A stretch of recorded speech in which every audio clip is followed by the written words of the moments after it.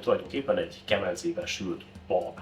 Ehhez szükségünk van nagyszínű fehér, úgynevezett tetogói babra, ehhez a recepthez, bordákra vágott vöröshagymára, babérlevél, só, fűszerpaprika, szemesbors, paradicsompüré és olaj. Igazából ezek az alap összetevők, és természetesen a babnak a főzővíze, amit nem dobtunk el főzés után.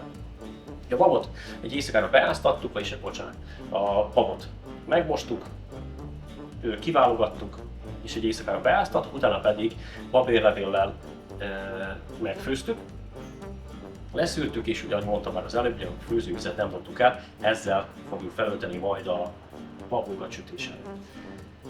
Az elkészítés folyamata, azt tulajdonképpen,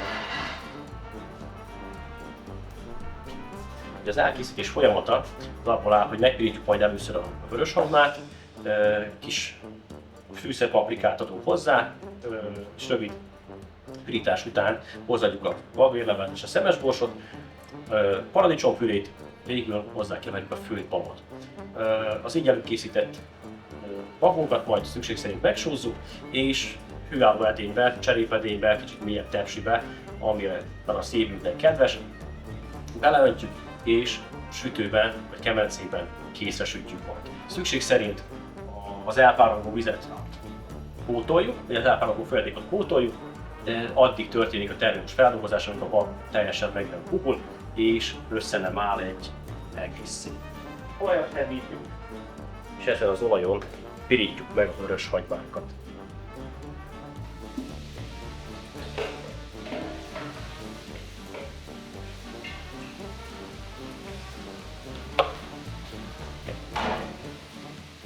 A preprán az tulajdonképpen egy bőjkívülitel, tehát teljesen húsmentes, illetve állati iratékmentes.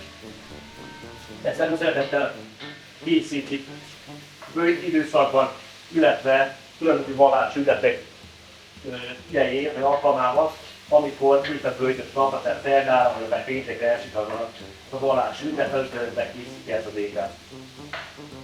Ez fogyasztható hidegen és melegben is, gyakran hideg formában a szerb ízelítő része is, a szerb hidegízelítő része is lehet ez az étel. Még nagyon sok más szerb ételnél itt is használhatunk csípős paprikát az étel elkészítésénél, mi most ezt kihagyjuk majd, a tálaláskor kívánunk mellé egy kis egyes erős paprikát.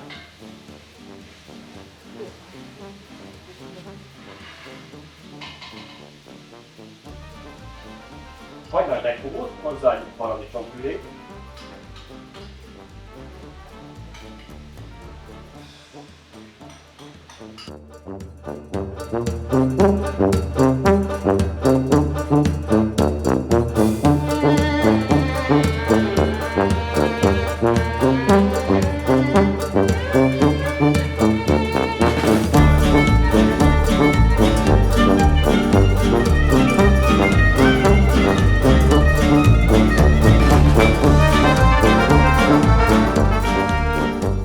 Hozzáadjuk a babot.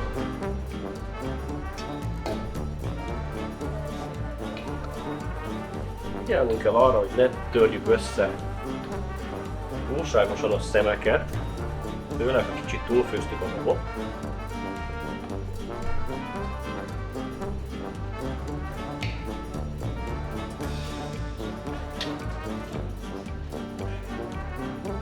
Ha úgy ítéljük meg, hogy még egy kis paprikát elbír, kicsit pirosabb legyen, akkor egész nyugodtan szólhatunk még hozzá.